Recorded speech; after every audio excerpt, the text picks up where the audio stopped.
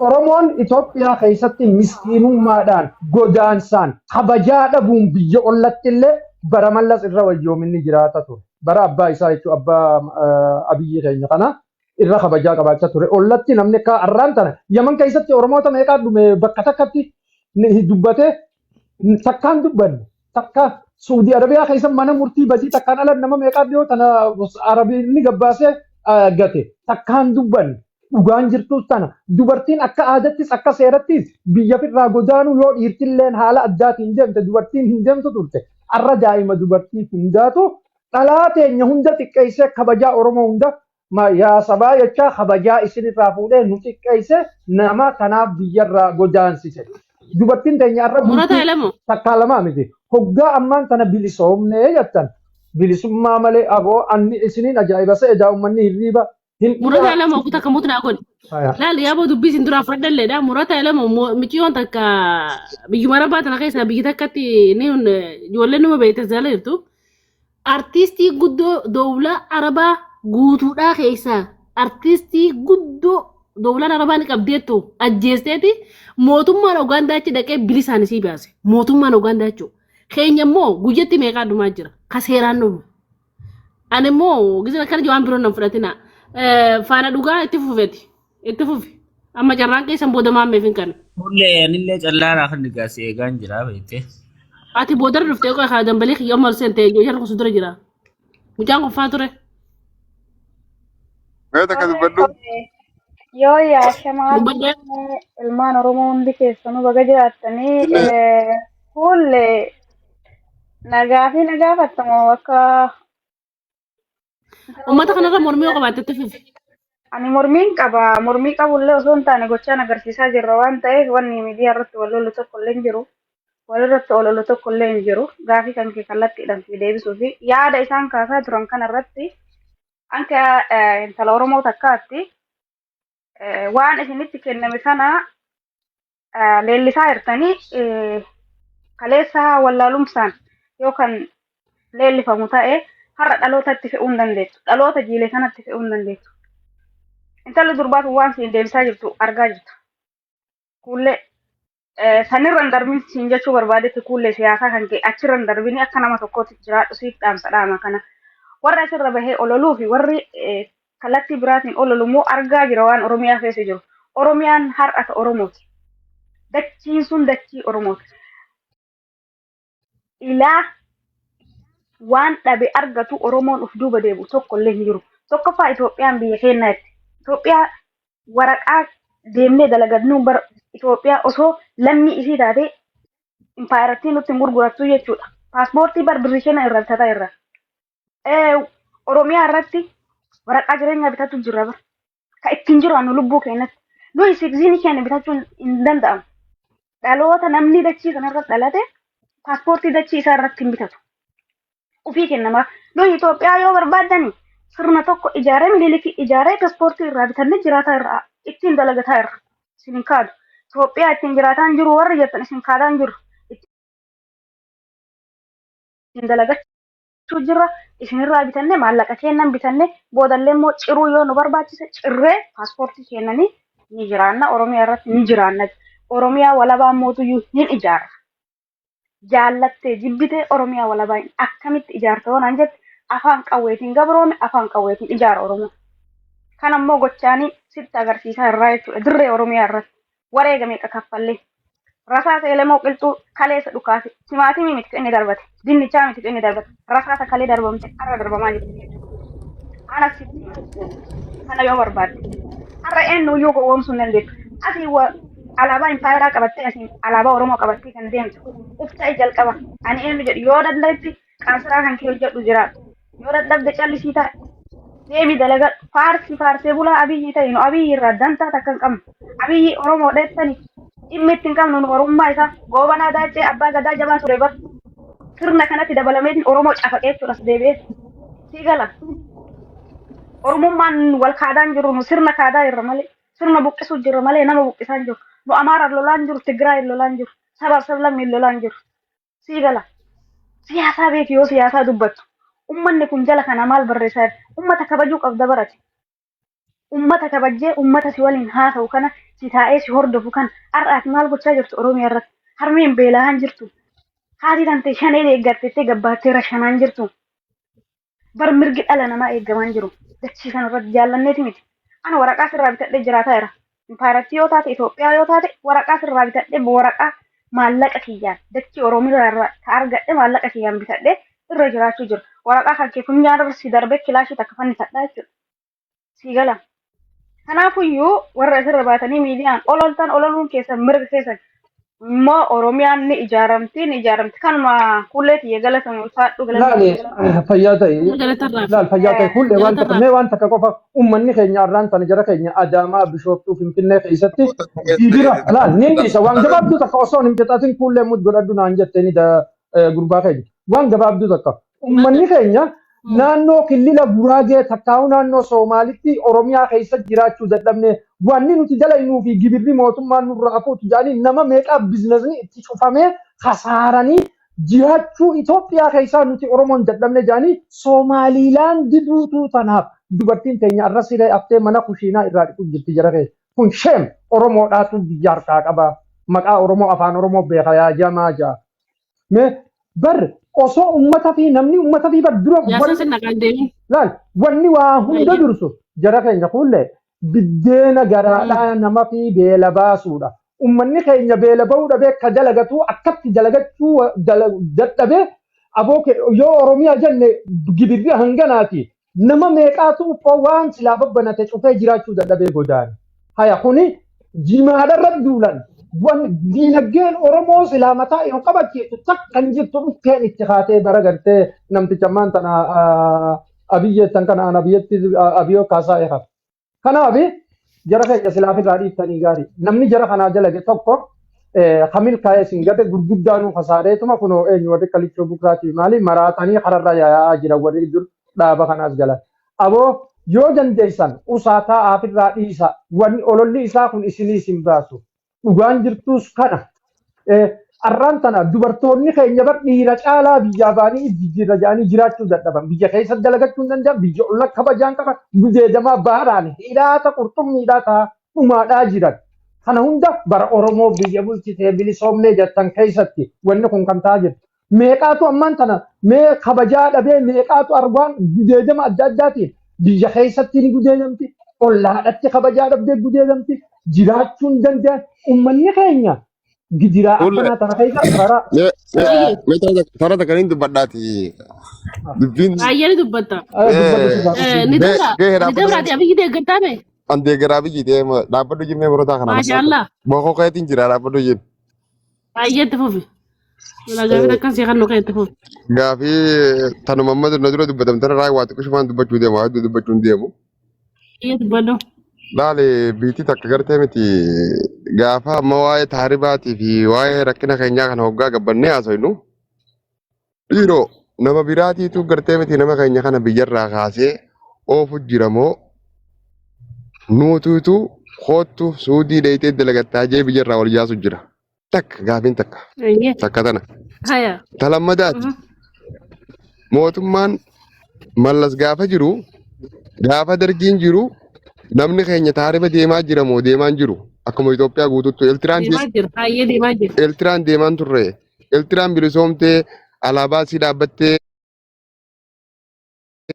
janneetii gartee miti irraa ummannuma wanti isaan Oromoodhaa biyya irraa salphattu irraa wallise ummanni sun har'aan tana taariba deemaan jiru bilisoomte deemaa jiran nuti biyyi teenya tun akka Afrikaatti biyya gartee miti. Rakkummaan isiitii fi heddumminni uummata isiitu guddoodhaati. Rakkoon tun hogguma gartee miti abiyyi eega aangoo qabate hogguma 8 hogguma 8 kana keessatti rakkoon dillituun furamtee Oromoo taatee wanni hundi harka Oromootti deebiti moo waan gartee miti suutaan dalagamu hanga kanaa murataadhaa fi warra biraatiif gaafii. Murataanis. Ayyee murataanis gaafii akkasii gaafadha. Na gaafadhu. Kabul cuma kita Oromoodha. Oromoodha. Oromoo. Daangaan Oromoo suni fakkeenyaaf daangaan Oromiyaadhaa sirrii hidhattee yaaddaame bakka inni jiru. Lakki daangaan Oromoodhaa bakka inni gartee miti waa'ee daangaadhaatti ani gartee miti Lakki qorata daangaati miti. mootummaa kana bulchu jira kaadhee roqi. Mootummaa Mootummaa ka bulchu jiru Oromoodha. Naamti na bilisoome ni sama biyyi deeggara achi biyyi deeggara. Garuu immoo akka hawaasatti mirga irraa qabna. naam Mirga keenya gaafachuu dandeenya. akka gaariitti Dachiin tun dachii hawaasaati teenya. akka gaariitti akkasi. Hayyee ati amma gaa ka bulchus Itoophiyaa tana haa ta'u Oromiyaa haa ta'u ka bulchu ilma Oromooti. Bilisoomna manaaf ati yaadaan bilisoomna jirra. Akka gaariitti. Jettiin galuu deemaa. Reefa damaas kan deema bilisoomtee jirta laal kun amma bilisoomte. Jettiin galuu. Biyyattuun galuu. Hayyee bilisoomne daangaan Oromiyaa kun sirri jira moo sirri hin jiru ati akka ilaalcha keetitti akka nama deeggara abiyyitti. Daangaan sirriin jiru. Maaliif kabachiisuudha bitu bilii Oromoodha dachii Oromiyaa. Bareedaa. Dura kafiitiidhaan maaliif jechuun si gaafadhee fi dura dachii tana silaa seeratti godhuu qabaa beeki. Maaliif? Wanni daangaan kabajamuu dhabeef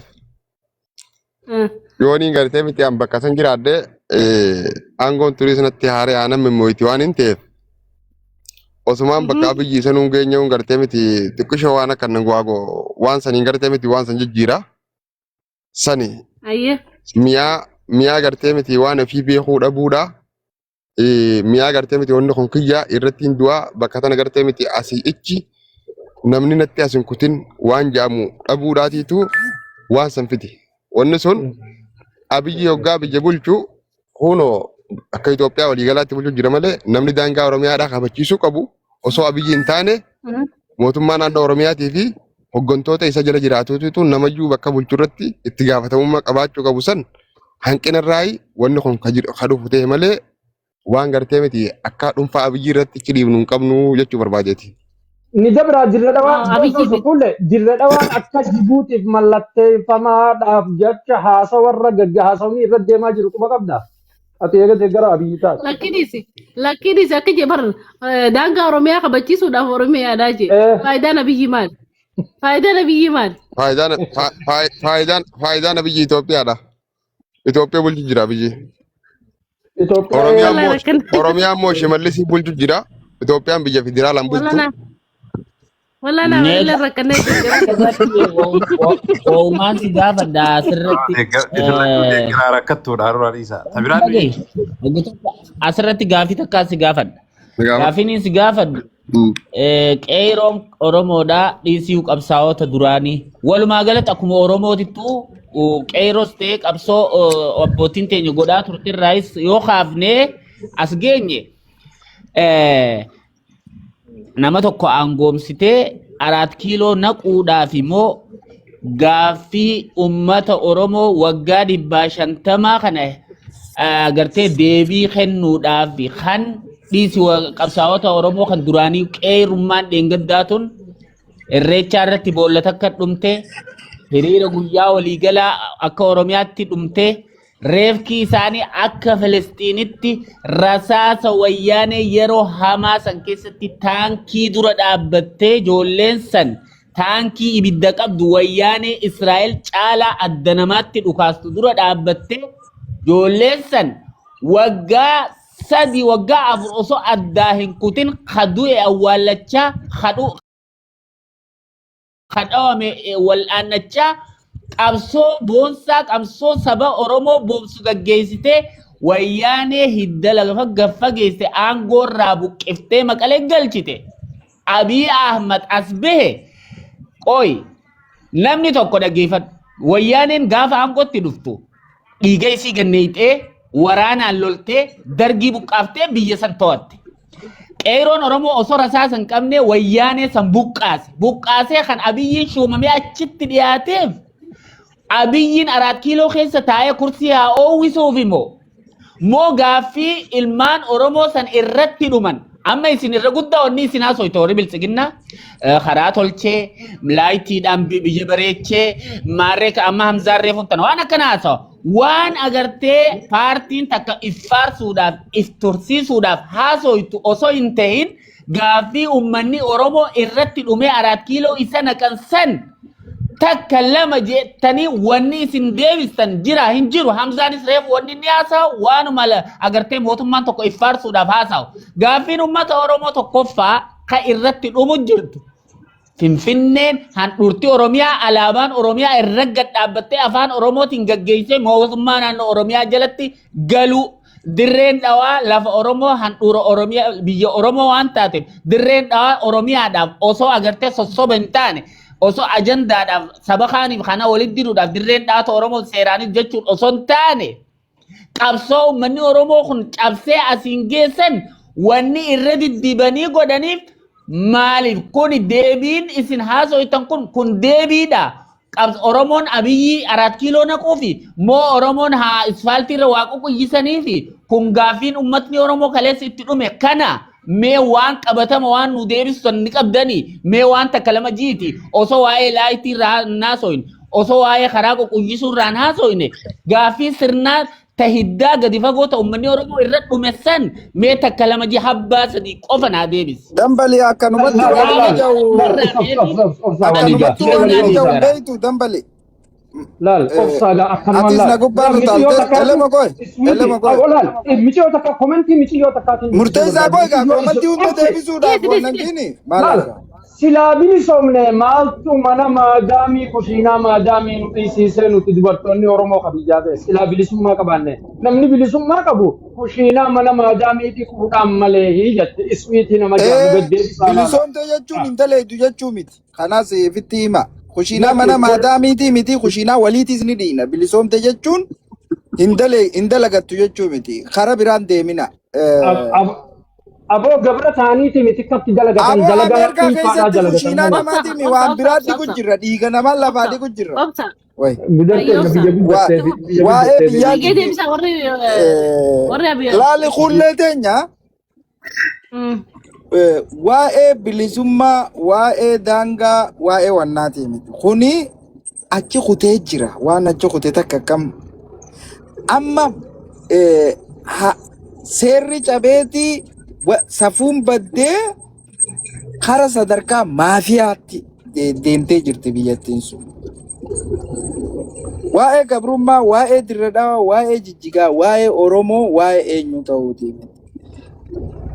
Biyyattiin sun eltiraa hanqachuu jirti. Amma eltiraa yoo fudhatte, Isaayyaas Afwerqi yoo fudhatte, daangaa eltiraadhaa simbirroon gubbaan barartu.